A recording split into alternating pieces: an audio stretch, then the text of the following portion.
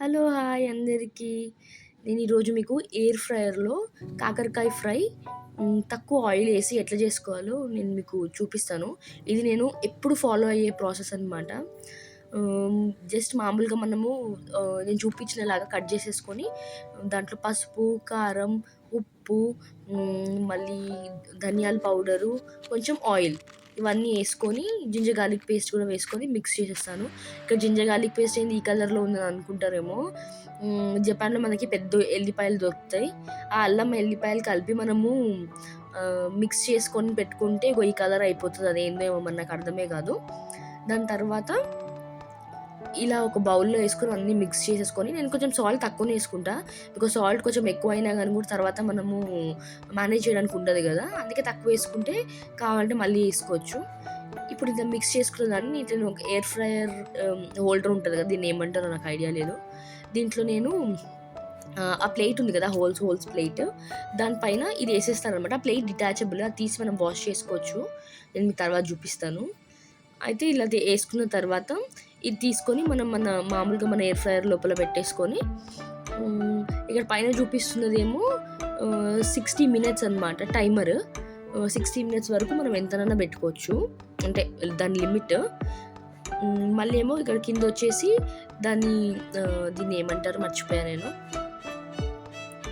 Temperature, ఎంత టెంపరేచర్‌లో మనము cook చేసుకోవాలి మన ఫుడ్‌ని అని అనమాట. అయితే దాని తర్వాత ఆ 2 మనం సెట్ చేసుకొని నేను 20 మినిట్స్ పెడతాను.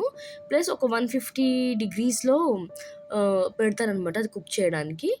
కాకపోతే ఏందంటే ఇది నేను మధ్య మధ్యలో మనము ఓపెన్ చేసుకొని మళ్ళీ కొంచెము పైన కింద కలుపుకొని మళ్ళీ మనం దాంట్లో పెట్టేసుకోవచ్చు. సో, నేనక్కడ చూడండి 20 మినిట్స్ పెడుతున్నాను. 20 మినిట్స్ పెట్టి ఇక్కడ కిందనేమో 150 డిగ్రీస్‌లో పెట్టాను. అక్కడ 2 లైట్స్ వచ్చినాయి గదా! ఆ 2 లైట్స్ ఆన్ అయినట్టు మనకి ఇండికేట్ చేస్తుందనమాట. సో, ఇట్లా పెట్టుకున్నప్పుడు నేను ఇంకా వేరే పని ఏమైనా ఉన్నా నేను చేసేసుకుంటాను. మధ్యలో ఒకసారి తీసుకొని ఇట్లా ఫోర్క్‌తో ఇట్లా కలుపుకుంటాననమాట. ఆ ఫోర్క్‌ని కింద అడుగుకి టచ్ అవ్వగనీయకుండా జస్ట్ మనకు ఆ ముక్కలు కదిలే వరకే కలిపేసుకొని అసలు ఎంత మంచిగా అయింది కదా! చాలా పొడి పొడిగా చాలా మంచిగా అయితదసలు. మనం ఏ వెజిటబుల్స్ అన్నా చేసుకోవచ్చు. అసలు ఈ ఒక్క ఎయిర్ ఫ్రైయర్ ఉంటే మనకి ఎన్ని పనులైతాయో ఫ్రాంక్లీ. ఇది నేను 2 పెద్ద కాకరకాయలు తీసుకున్నాను. తీసుకుంటే నాకు అది ఏసినప్పుడు అంత ఫుల్ అనిపించింది గానీ, మీరు లాస్ట్‌లో చూస్తారు అసలు అది ఎంత కొంచెం అయిందో అని. ఈరోజు ఐరా లేదు గాబట్టి నేను ఎయిర్ ఫ్రైయర్ పెట్టినాను. లేకపోతే ఐరా ఉంటే అసలు నన్ను పెట్టనీయదు. ఇక్కడేమో అన్ని ఇల్లులు అన్నీ పొట్టి పొట్టిగుంటాయి. టేబుల్లు గూడా పొట్టి పొట్టిగానే ఉంటాయి. పిల్లలకి అందేస్తది ఈజీగా.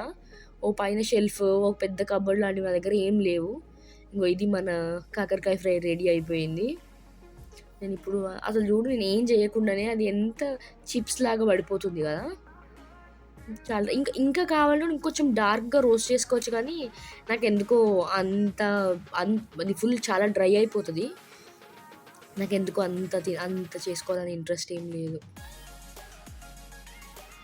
ప్లేట్‌ని డిటాచ్ చేసేసి నేను ఆ గిన్నెలోకేసుకొని